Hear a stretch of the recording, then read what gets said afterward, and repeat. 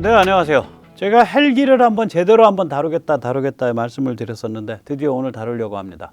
제가 뭐 군사 지식이 많지는 않지만 그래도 뭐 좀 아는 것 같아서 고민을 좀 했었어요. 헬기에 대해서가 아니라 군사 전략에 대해서 고민을 하니까 그건 쭉 하고 있었던 거고. 이 헬기는 이제 간접으로 말하면은 이게 없으면은 중국을 제압하는 데에 한 요소가 빠지는 거예요. 그러니까 우리가 무슨 일을 하려 그러면은 두루 한 5종류가 갖춰져야 된다. 예를 들어서.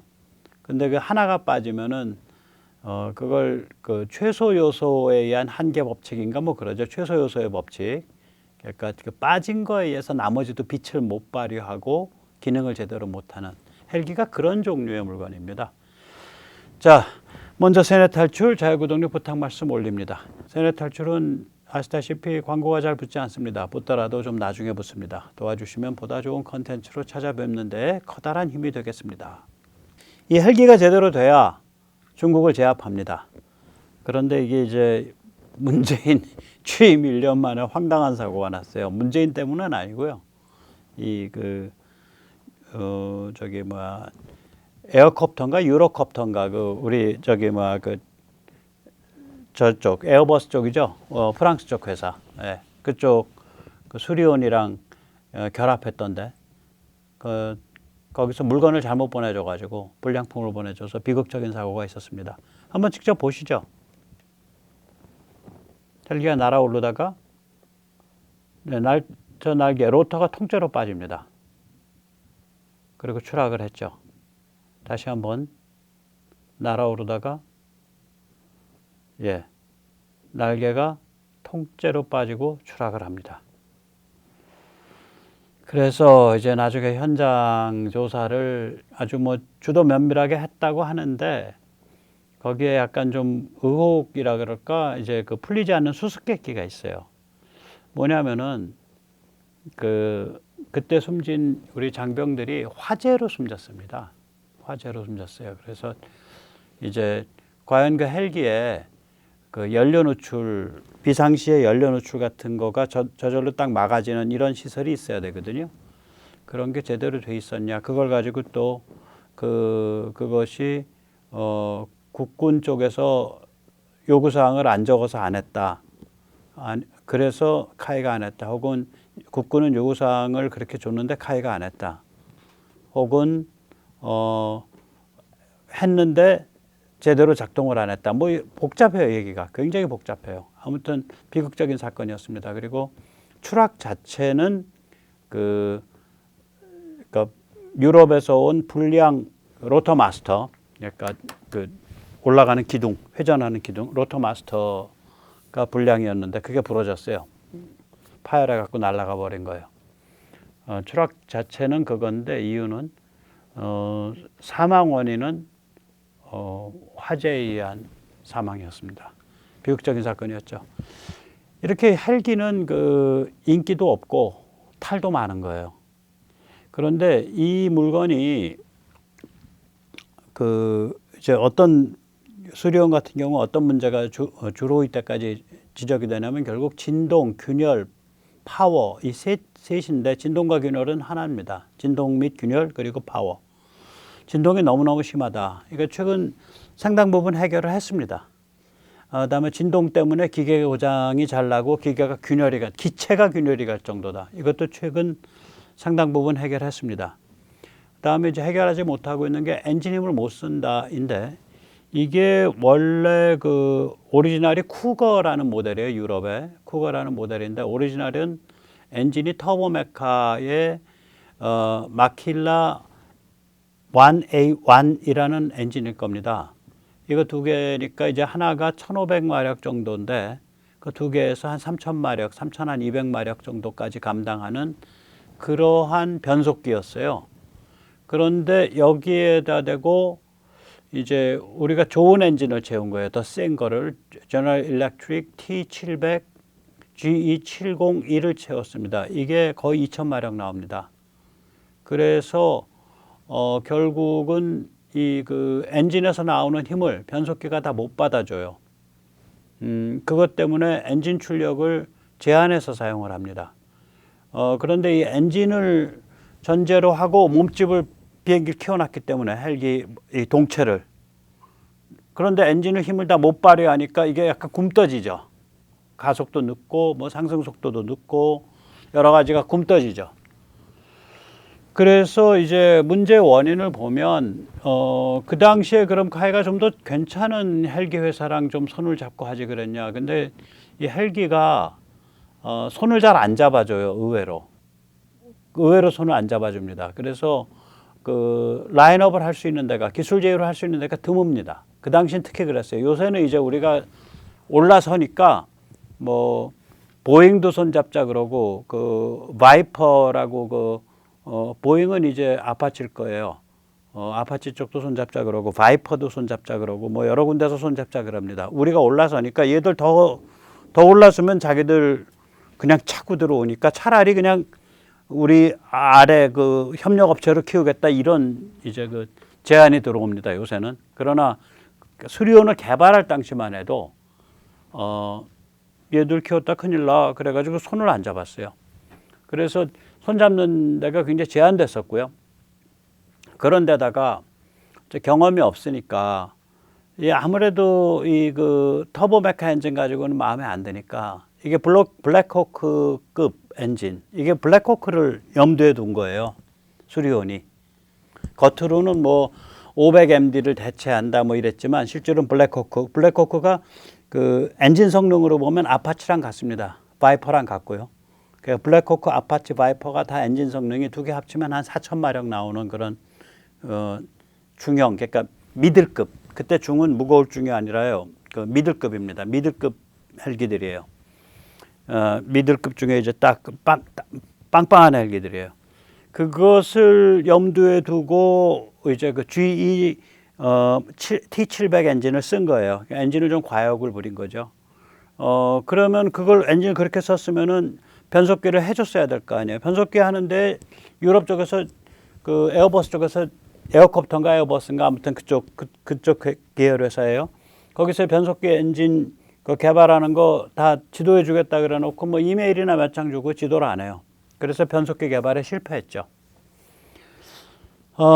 그래서 이게 이제 이 헬기가 기술 이전 받기가 어렵습니다. 이게 기술 이전 하겠다고 나서는데도 드물었고 이전도 어렵고. 왜 그러냐면 전투기와 달리 헬기 메이커는 전투기 메이커보다 쓸만한 헬기 메이커는 훨씬 더 많아요. 그러니까 전투기에서 미제와 러시아제의 성능 차이보다 헬기에 있어서 특히 이 엔진과 동체만 따진다면 미제와 러시아제의 성능 차이가 훨씬 작죠. 또 유럽에서도 여러 헬기 메이커들이 있고. 그러니까 헬기는 전투기와 달리 경쟁이 치열하고 이게 무슨 얘기냐? 그러니까 최선두가 곧 차차등하고의 그 기술 장벽을 유지하기가 어려운 분야예요. 따라서 우리 같이 신참이 들어오겠다 그러면 별로 안 좋아하죠. 그나마 있는 데서 경쟁하는 게 낫죠. 또 이건 거꾸로 뒤집어 말하면 우리 같은 신참이 제대로 기술 이전을 받으면 세계 유수의 헬기 회사급으로 올라서는 거예요. 이게 그런 성격의 기술이에요. 그러니까 제가 지금 말씀드리는 거는 무기라든지 전자 쪽은 다 뺀 겁니다. 그러니까 뭐 헬기에 부착하는 무슨 뭐 적외선 그 다음에 무슨 전자광학, 레이더 이런 거 다 빼고 그 동체 기체만 가지고 얘기할 때 그 플랫폼 그 자체만 갖고 얘기했을 때에 이거를 어떤 임계치를 딱 넘게 되면 세계 유수의 회사들하고 별 차이가 없게 돼요. 다시 말하면 다시 한번 말씀드리면 전투기는 층층이 차별화 포인트가 존재하고 따라서 록히드 마틴 같은 경우는 한국의 카이 한국 회사 요 정도까지는 올라와도 돼. 여기까지는 너희들 영역이야. 그러니까 카이가 나서서 물론 자기들도 지분을 갖고 있지만 FA50을 이제 팔아주기 시작하잖아요. 여기는 여기까지는 네가 와도 돼. KF21 그 정도까지는 와도 돼. 근데 이제 그 정도가 좀 약간 간담이 서늘할 정도까지 올라갈 수 있을 것 같아요. KF21은 여러 그 4대 기술이라고 불리는 그 기술들을 우리가 스스로의 힘으로 돌파를 해냈기 때문에 또 그리고 미국 회사는 기술 이전 하겠다 안 하겠다가 명확해요. 안 하면 안 하고 하면은 확실하게 해줘요. 한다 그러면.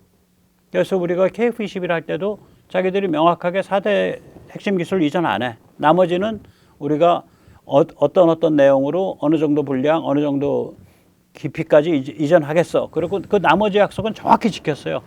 그 록히드 마틴이. 미국이 그런 점에서 당당하고 페어하죠. 그런데 그 분야가 또 그런 거예요. 그 헬기 쪽은 미국 회사들은 우리랑 손 안 잡으려 그랬죠. 당연히 안 잡으려 그랬죠. 그건 손 잡게 되면은 이거 좀 골아퍼진다 생각하니까 이 헬기는 그러니까 다시 말씀드리지만 그 임계치를 넘으면 그 다음부터는 변주를 하거나 파생을 하기가 쉬워져요. 근데 임계치까지 가기가 어려운 그런 성향의 그 기술이에요. 그 기체에 관해서는. 그래서 이번에 이제 변속기 개발 다시 하고 있는데요. 이게 성공하게 되면 완전히 해결될 것으로 전망이 됩니다. 그래서 이 임계치를 넘으면 쉬운데 넘기가 쉽지가 않아요. 넘고 나면 쉬워요. 이게 원천적인 약점이 있어요. 그러니까 우리가 이제 회전익이라 그러죠. 날개가 이렇게 딱 고정이 되어 있는 게 아니라 날개가 돌잖아요. 그래서 날개가 돈다. 그래서 회전익이라고 하는데 이 헬기가 얼마나 이 구조적으로 그 아주 좀 뭐라 그럴까 까다로운 그 좀 황당한 데가 있냐 이걸 한번 보시면 그냥 아세요. 그래서 헬기는 나는 물건 중에 제일 골아픈 물건이다라고 하는 게 이거예요. 그러니까 기체 자체만 생각하면 정말 골아픈 물건이에요. 이 물건이. 자, 지금 이제 검은 화살표 방향으로 헬기가 날아가고 있다고 생각을 해보세요. 그리고 시계 반대 방향으로 블레이드가 돌고 있는 거예요. 그러면 이 꼬리 쪽에서 머리 쪽으로 진행하는 방향, 그 구간이 있을 거고 머리에서 꼬리로 가는 구간이 있을 거 아니에요. 이렇게요. 그러니까 이쪽으로 하면 이제 이게 머리예요. 꼬리에서 머리로 가는 게 있고 머리에서 꼬리로 가는 게 있고 이 꼬리 쪽에서 머리로 가는 구간을 저기 advancing sight라 그래요. 그러니까 전방을 향해서 회전하는 거예요. 그 다음에 머리에서 꼬리로 가는 거를 retreating side, 후방향 회전이라고 합니다. 그러니까 이쪽은 전방향 회전 구간이고 이쪽은 후방향 회전 구간이 되죠. 그런데 우리가 가만히 생각을 해보면 이걸 이제 그 양력을 할 때 이제 날개를 블레이드라고 하는데 블레이드 팁, 그러니까 날개의 앞단, 공기를 딱 때리는 부분. 이 블레이드 팁의 속도, 그러니까 블레이드 팁 속도라는 거는 회전 속도 플러스 비행 속도예요. 전방향에선. 그럴 거 아니에요. 이제 보시면 이쪽이 이제 전방향이에요. 제가 이제 이렇게 가는 걸 이렇게 세워서 말씀드리는 거예요. 가면은 내가 시속 250km로 간다. 그러면 앞에서 공기가 250km가 오고 있는 거죠. 그리고 내가 회전을 하는데 이 속도가 이 속도, 맨 끝에 선단 속도가 예를 들면 이게 뭐 시속 800km다. 그러면은 휙휙 돌 때 맨 끄트머리가. 그러면 요 맨 끄트머리에 있어서 공기의 그 블레이드 팁 속도는 이걸 블레이드 팁 속도라 그래요. 그냥 회전 속도랑 달라요. 그러면 이건 블레이드 팁에서의 그 양력은 그 블레이드 팁 속도에서 되는 거거든요. 그러면은 200km로 가고 있고 이 블레이드 팁 속도는 시속 800km니까 시속 1000km짜리가 나온다고 여기. 얘가 그럴 거 아니에요. 여기서 친다고. 근데 이제 이게 거꾸로 돌아왔다고 쳐보세요. 거꾸로 돌아오면 이게 무슨 문제가 있냐면요. 블레이드 팁 속도는 공기가 이렇게 흐르고 있잖아요. 지금 후방향으로 갈 때는 공기가 이렇게 흐르고 있으니까 비행 속도를 빼줘야 되는 거예요. 공기를 맞서는 속도거든요. 블레이드 팁 속도라는 건. 날개가 공기를 맞서는 속도예요. 그러면 전방향으로 갈 때는 비행 속도 플러스 회전 속도인데 후방향으로 갈 때는 회전 속도 마이너스 비행 속도가 돼요. 그러면 블레이드 팁 속도에 의해서 양력이 발생하거든요.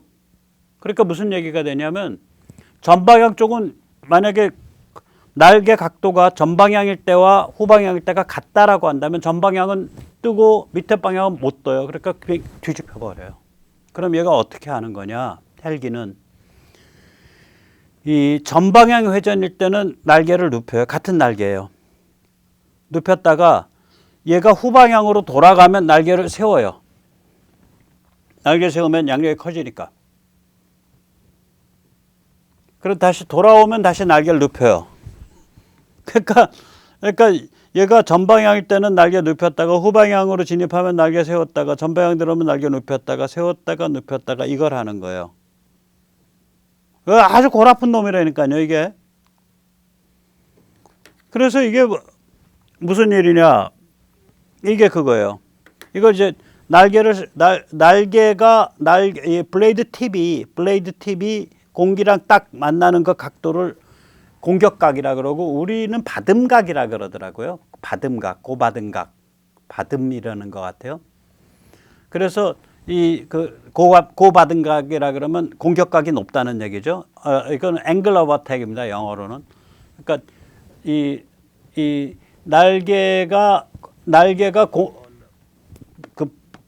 공기랑 부닥치는 각도, 이거를 아까도 말씀드렸지만 전방향 회전 구간에서는 이걸 죽이고 눕히고 후방향 회전 구간에서는 이걸 높이는 거예요. 그래서 양쪽의 양력을 맞춰주죠. 전방향 쪽하고 후방향 쪽하고. 그래서 만약에 이게 안 맞으면 이렇게 되는 거죠. 전방향 쪽이 높으니까. 만약에 이걸 날개각을 조절을 안 해주면.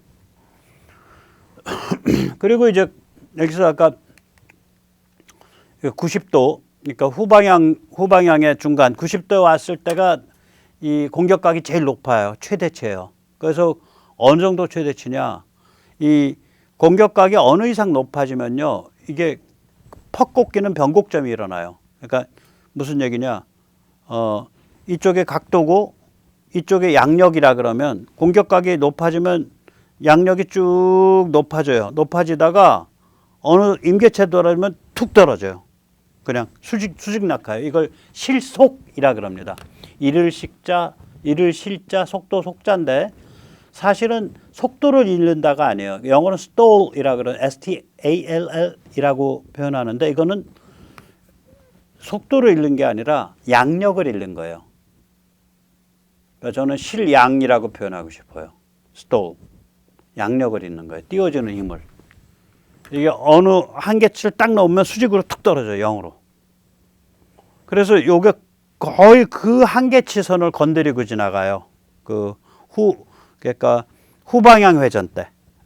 그 9시 지점에서. 아주 골아프고 민감한 물건이에요. 그러니까 기계역학적으로, 기체에 관해서.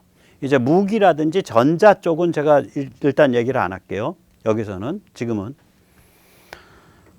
그러니까 우리가 이제 동축반전 헬기가 왜 좋다라 그러는 거냐면, 동축반전 헬기가 좋은 이유가, 동축반전은, 그러니까 위에 있는 게 만약에 이 방향으로 돈다. 그러면 밑에 있는 건 이 방향으로 돌아요. 그러니까 이렇게요. 거꾸로요. 그러니까 이게 진행 방향이다라 그러면 위에 있는 거는 오른쪽이 전방향 회전 구간이고 아래에 있는 건 왼쪽이 전방향 회전 구간인 거예요. 그래서 이게 리프트가 좋아져요. 그러니까 뜨는 힘이 같은 엔진 파워에서. 그리고 조정이 쉬워지고, 그 다음에 제일 지금 좋은 점이 뭐냐면 우리같이 산지가 많고 울퉁불퉁한 데가 많은 경우에 얘가 그리고 뭐 숲 같은 거에 많고 그러면 얘가 그 로터 반경이죠. 날개의 반경이 같은 급의 헬기에서 약 3분의 2 이하로 줄어요. 3분의 2 정도로 날개 반경이. 날개 두 개니까. 그 대신에 얘는 무슨 문제가 있냐? 얘를 왜 그 러시아제가 이 동축반전이 많은데 러시아제 보면 이렇게 짝대기 같이 길게 올라가 가지고 아래 날개랑 윗 날개가 많이 떠 있어요. 근데 지금 여기서 보시는 건 미제거든요. 미제 레이더 X라는 지금 시제품 나와 있는 물건인데 이게 좁다고요. 디파이언트도 이게 좁고 이게 왜 그러냐면 소재 기술이에요. 소재. 보통 헬기 날개가 보통 때 힘 안 주고 있으면 축 처져요. 잘못 축 처지겠다가 서로 뺑 돌다가 뭐가 안 맞아서 날개 꼬이면 날개끼리 충돌해서 부서지잖아요. 그러니까 러시아제는 날개끼리 충돌을 막기 위해서 이걸 띄워요. 스페이스를. 위층과 아래층의 날개를. 미제는 이게 아마 굉장히 좋은 모양의 소재가. 그러니까 저거는 동축반전은 이 날개 소재에 관한 그 테크놀로지를 가지고 있으면은 얼마든지 하는 편이 괜찮아요. 특히 그러니까 좁은 공간 안에서 헬기가 지나가야 된다든지 좁은 공간 안에서 헬기가 타고 내려야 된다든지 혹은 헬기의 양력, 끌어안고 뜨는 힘을 강화해야 된다든지 같은 엔진에서 혹은 헬기의 조정 안정성이 좀 높아야겠다. 뭐 이렇게 비바람이 막 몰아친다든지 뭐가 흔들거린다든지 이런 환경들. 함정, 전함에 뜨고 내리는 거 이런 것들은 제가 보기엔 동축반전이 100% 유리할 것 같아요. 그래서 요새 미국에서 지금 추진 중인 차세대 헬기 2개가 다 동축반전 방향으로 나가고 있어요. 그러니까 그러니까 이 동축반전을 가로막았던 이때까지 가로막았던 최대의 문제점이 그거였었거든요. 이 그 위층 날개와 아래층 날개가 충돌할 위험성. 그래가지고 자꾸 이게 키가 높아지는 거. 쫙 길게 기둥 세워가지고 엄청 띄우는 거. 이런 것들이 문제였었는데 아닌 것 같아요. 이 문재인 정부가 헬기를 물을 먹였다고 저는 생각을 합니다. 저는 이제 헬기에 대한 3대 전략이 있는데요. 이게 아까 말씀드렸던 헬기라는 영역이 어떤 기술이 임계치를 넘고 나면 무기라든지 전자 쪽을 별도로 하고 나면 기체에 관해서는 기술이 임계치를 넘고 나면은 그 다음부터는 익숙해진다. 그런데 그 임계치 넘기가 어렵다. 이게 물건 자체가 생소하고 아주 골아퍼요. 그래서 그러니까 우리가 임계치에 지금 거의 왔단 말이에요. 그러면 완성도를 높이기 위한 투자를 했었어야 된다고요. 변속기 완성하는 거, 자동 비행제어 완성하는 거, 진동제어 완성하는 거 이런 것들을 정부 사이드에서 밀질 않았어요. 근데 이제 카이가 알아서 자동 비행제어, 진동제어 했고요. 카이가 윤석열 정부 들어선 다음에 아마 문재인 때 눈치를 봤다고 저는 생각을 해요. 별로 헬기를 안 좋아하니까 윤 정부 들어온 다음에 GE랑 손을 잡고 그 변속기 쪽을 아마 하는 것 같습니다. 아마 카이 그리고 S&T가 원래 변속기 담당했었으니까 S&T에 끼었을 거예요. 기어박스. 두 번째는 뭐냐면 그러니까 완성도를 높여야 되고요. 완성도 임계치 넘고 나면 이건 변주가 쉬워지는 물건이에요. 다양한 용도의 변주를 위한 투자를 해야겠죠. 넘고 나서 예를 들어서 우리가 이제 공격 헬기죠. 지금 사진에 보시는 게 아파치인데요. 이게 기본적으로 어떤 구조냐면 그 사람이 타는 자리나 뒷공간이 없어요. 그러니까 날씬해 가지고 앞에 건맨이 앞에 앉는 게 건맨이에요. 예. 뒤에 앉는 게 조종사고. 그래서 앞뒤로 앉아요. 건맨이라 그러면 이제 그 무기 다루는 사람. 그러니까 건맨과 조종사가 앞뒤로 앉고 날씬하다고요. 그러니까 변속기 같은 거 이런 거 다 저 안에다 집어넣죠. 날씬하고 동체 높이가 낮죠. 우리는 보면 저긴 지금 엔진이 동체 좌우로 달렸잖아요. 우리 수리온을 보면 엔진이 동체 위로 달렸죠. 그래서 동체 공간을 만들었죠. 동체 공간 안 만드는 거예요. 날씬하게 해서 저러면 이제 유체역학적으로 기동이 더 빨라지죠. 그 대신에 헬기 내부에 아무 다른 공간 자체가 없는 거예요. 그냥 헬기 내부에 내부 공간이 없는 거예요. 저게 이제 제가 말하는 날씬 공격형이라고 표현하는 거예요. 우리가 공격 헬기라 그럴 때 이때까지 존재한 공격 헬기는 전부 저렇게 날씬 공격 헬기예요. 그 다음에 이제 소해 헬기, 그 다음에 무인 헬기 자체를 무인화했을 때 장점들이 있어요. 헬기를 무인화했을 때 그냥 보통 드론이 아니고 진짜 헬기를 무인화했을 때 이런 것들이 이제 다양한 용도의 변주를 위한 투자인데 그러니까 완성도 높여놓고 변주시키고 그 방향으로 안 밀었죠 문재인이. 헬기는 그 임계체를 넘고 나면 다품종 소량으로 자유자재로 변조하는 게 비교적 쉽고 개발 기간도 빠르고 개발비도 쌉니다. 전투기에 비해서 제가 보기에는. 그래서 여러 종류의 헬기들이 있고 그게 다 시장에서 팔리고 있는 거예요. 또 민수도 있고.